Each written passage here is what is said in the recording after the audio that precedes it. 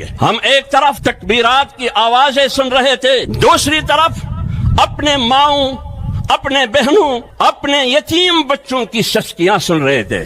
عید کی رات کوئٹہ میں ٹرین کینٹ سے نکلتے ہوئے ریڈ زون میں اس پر بم بلاسٹ ہوتا ہے، خودکش ہو یا جو کچھ بھی ہو. سینکڑوں لوگ اس میں شہید ہوئے، خواہ اس میں عام شہری شامل تھا، خواہ اس میں ہمارے فورسز شامل تھے، خواہ اس میں جو بھی شخص شامل تھا. لیکن سوال یہ ہے کہ آج تک کوئی قاتل نہیں پکڑا گیا.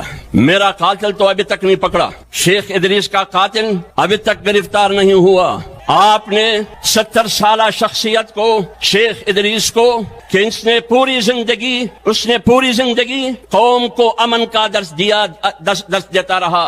وہ قال اللہ و قال الرسول پڑھاتے رہے. 70 سالہ بوڑھے شخص کو تم نے کس جرم میں شہید کیا بتائیے. نامعلوم ہے قاتل. مولانا حسن جان صاحب کا قاتل بھی نامعلوم، مولانا معراج الدین کا قاتل بھی نامعلوم، مولانا نور محمد وانا والے کے قاتل بھی نامعلوم، مولانا ڈاکٹر خالد محمود سومرو شہید کا قاتل بھی نامعلوم. اگر معلوم ہے تو آپ لیت العل سے کام لے رہے ہیں. کیا آپ نے مفتی نظام الدین شامزئی کا خون بہتے ہوئے نہیں دیکھا؟ آپ نے اسلم شیخوپوری کو، آپ قاتلوں نے اسلم شیخوپوری کو ویل چیئر میں مارا، ان کو ڈاکٹر عادل خان کو شہید کیا گیا، حبیب اللہ مختار کو شہید کیا گیا، بہت لمبی فہرست چمن میں مولانا محمد حنیف کو شہید کیا گیا. میرے قائد، ہم سب کے قائد مولانا فضل الرحمان صاحب پر 3 خودکش حملے ہوئے، جس میں درجنوں ہمارے یہ رضاکار شہید ہوئے، جس کو ہم سلام پیش کرتے ہیں. مولانا حیدری صاحب پر خودکش ہوا، کتنے کارکن ہمارے شہید ہوئے. یہ بہت لمبی فہرست ہے. لیکن قاتل کہاں ہے بھائی؟ قاتل نامعلوم ہے. ہم یہ کہتے ہیں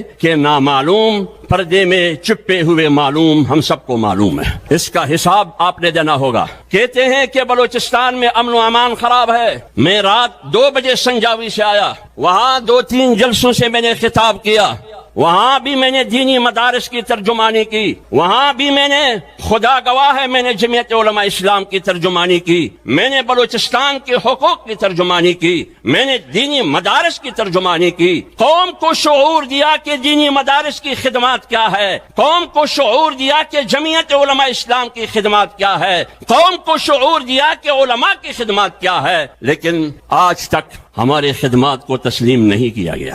مجھے آپ پر، میری سیاست پر، میری مدرسے پر، میرے علماء پر دہشت گردی کا الزام لگایا جا رہا ہے، تو پھر مر بھی میں رہا ہوں. دہشت گردی کا الزام بھی مجھ پر، دینی مدرسے پر، علماء پر، اور حملے بھی علماء پر ہو رہے ہیں، اور گالی بھی ہیں. تو گالی بھی میری قسمت میں، گولی بھی میری قسمت میں، اور قتل بھی میرا ہو رہا ہے. تو ریاست کہاں ہے اور حکومت کہاں ہے؟ کہاں ہے وہ 32 انٹیلیجنس ادارے؟ کہاں ہے انتظامیہ اور فوج اور پولیس؟ کہاں ہے آپ کی انویسٹیگیشن ادارے؟ کہاں ہیں؟ کچھ بھی نہیں ہے. اس لیے جہاں بلوچستان کے امن و امان، شارق میں عید کی رات میں 2 بجے 1 درجن بے گناہ لوگوں کو نشانہ بنایا گیا، جس میں جمعیت علماء اسلام کی ورکر بھی شامل ہے. لیکن وہ باپ تو اپنے بچوں کی طرف جا رہا تھا، وہ بچے تو باپ کا انتظار کرتے رہے. عید کی رات ہے، چاند کی رات ہے، لیکن اچانک دروازے پر باپ کا لاش آیا. کون ہے قاتل؟ معلوم نہیں ہے. لوگوں کی کوئلہ اور ان کی معدنیات کو، ان کی گاڑیوں کو آگ لگا دیا گیا. تفتان راستے پر بھی، شارق کے راستے پر بھی، کوئٹہ کراچی کے راستے پر بھی لگایا جا رہا ہے، کوئٹہ سے سکر حیدرآباد کے راستے پر بھی. لیکن آج تک واردات کرنے والا معلوم نہیں ہے، اور لوگوں کو بلایا جاتا ہے، لوگوں کو، عام لوگوں کو بلایا جاتا ہے. اور آپ کو معلوم ہے، سب کو معلوم ہے کہ ہاں ہمیں بلایا جا رہا ہے، اور کہا جاتا ہے کہ نکلو لشکر بناؤ، ان کا مقابلہ کرو. جو مختلف ناموں سے تنظیموں کا نام لیا جاتا ہے، ان کا مقابلہ کرو. کیا مقصد؟ مقصد یہ ہے کہ مجھے بلوچ کے ساتھ لڑوایا جا رہا ہے، مقصد یہ ہے کہ پشتون کو پشتون کے ساتھ لڑوایا جا رہا ہے. اور جمعیت علماء اسلام نے شیخ الہند کی فارمولے کو فالو کرتے ہوئے انہوں نے مزاحمت، بندوق اور بارود کی سیاست سے منہ موڑ کر انہوں نے جمعیت علماء اسلام کی بنیاد رکھی. مولانا قاسم نانوتوی نے 10 سال انگریز کے خلاف مزاحمتی جنگ کی مورچے میں بیٹھ کر انہوں نے دارالعلوم دیوبند کی بنیاد رکھی. لہذا جمعیت علماء اسلام کی پلیٹ فارم سے ہم جمعیت علماء اسلام کی تحفظ بھی کریں گے اور دینی مدارس کی تحفظ بھی کریں گے. پھر بتاؤ، میں آپ کو اسلحہ دے رہا ہوں، میں آپ کو آپ کے کندھے میں بندوق دے رہا ہوں، بارود دے رہا ہوں، میں آپ کو لباس بھی دے رہا ہوں، میں آپ کو رہنے کے لیے VVIP چھت بھی دے رہا ہوں، میں آپ کی گاڑی کی فیول، ڈیزل اور پیٹرول بھی دیتا ہوں، میں شاپنگ کے لیے اپنے ٹیکس اور اپنے جیب سے سب کچھ دے رہا ہوں۔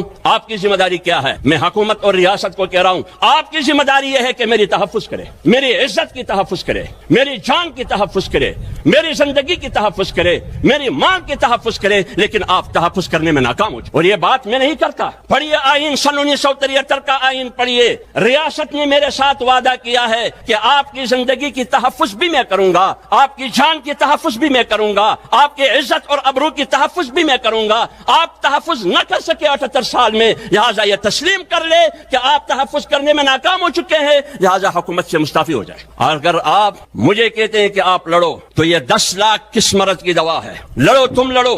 اگر آپ نہیں لڑ سکتے تو سرنڈر ہو جاؤ، قوم کے سامنے سرنڈر ہو جاؤ کہ میں تحفظ نہیں دے سکتا، پھر دیکھتے ہیں کہ ہم تحفظ کریں گے اپنے آپ کا یا نہیں کریں گے۔ اس ملک میں کہا جاتا ہے کہ ہائیبرڈ نظام ہے، یہ آپ لوگوں نے سنا ہوگا ہائیبرڈ نظام۔ ہائیبرڈ نظام 3 چیزوں کا نام ہے، ایک ہے ہتھ کڑا، ایک ہے ہتھوڑا اور ایک ہے ڈنڈا۔ اس ملک میں ہتھوڑے، ہتھ کڑے اور ڈنڈے کی راج ہے، لیکن ہم حکمرانوں کے کہتے ہیں کہ ہم ہتھ کڑے ڈالنے کے لیے بھی تیار ہے، ہم پانسی کے لیے بھی تیار ہے، ڈنڈا کھانے کے لیے بھی تیار ہے، ہتھوڑے کا مقابلہ کرنے کے لیے بھی تیار ہے، لیکن آپ کا ہائیبرڈ نظام ناکام ہو چکا ہے۔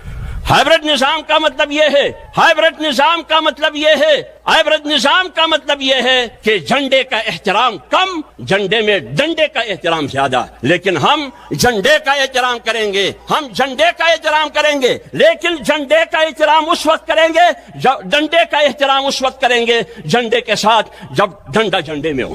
اور اگر آپ آئین کے دائرے سے نکلتے ہیں، آپ آئین کے دائرے سے نکلتے ہیں، ملک میں آئین نہیں ہے، ملک میں جمہوریت نہیں ہے، قائد اعظم کا پاکستان نہیں ہے، اب کہا جا رہا ہے کہ 28ویں ترمیم لا رہے ہیں، 28م ترمیم راوڑے، 28م ترمیم راوڑے، 28م ترمیم دا بلا ڈاکا دا بلا ڈاکا دا بلا ڈاکا دا 28ویں ترمیم کے ذریعے میرے معدنیات کو ہڑپ کیا جا رہا ہے۔ کراچی کو اسلام آباد کا فیڈرل ٹیریٹری قرار دینے کی کوشش کی جا رہی ہے، گوادر کو اسلام آباد کا حصہ فیڈرل ٹیریٹری بنانے کی کوشش کی جا رہی ہے۔ اور 28ویں ترمیم کا مطلب کیا؟ یہ کہ بلوچستان کی زمین اور پہاڑوں میں جو معدنیات قیمتی پڑے ہیں وہ اسلام آباد کا حصہ 28ویں ترمیم کے بعد ہوگا، اور پاٹھا اور وزیرستان اور خیبر پختونخوا میں جو معدنیات ہے 28ویں ترمیم کے ذریعے اس پر قبضہ جمانا چاہتے ہیں، اور 28ویں ترمیم کے ذریعے NFC ایوارڈ کو ریورس کرنا چاہتے ہیں۔ 28ویں ترمیم کے ذریعے 18ویں ترمیم کی تدفین ہو رہی ہے، بلکہ میں یہ کہہ رہا ہوں کہ 28ویں آئینی ترمیم کے ذریعے 73 کی آئین کی تدفین ہو رہا ہے، اور 73 کی آئین بنانے میں جمعیت علماء اسلام کا کردار ہے۔ لہٰذا اس آئین کا تقاضا یہ ہے کہ ہم اسلام کا بھی دفاع کریں گے، ہم دینی مدارس کا بھی دفاع کریں گے، ہم جمہوریت کا بھی دفاع کریں گے، ہم قائد اعظم کی پاکستان کا بھی دفاع کریں گے۔ اس ملک میں آج سیاسی بحران ہے، اس ملک میں آج سیکورٹی بحران ہے، اس ملک میں آج پارلیمانی بحران ہے، اس ملک میں آج جمہوری بحران ہے، اس ملک میں آج آئینی بحران ہے۔ یہ تو پاکستان نہیں ہوا، یہ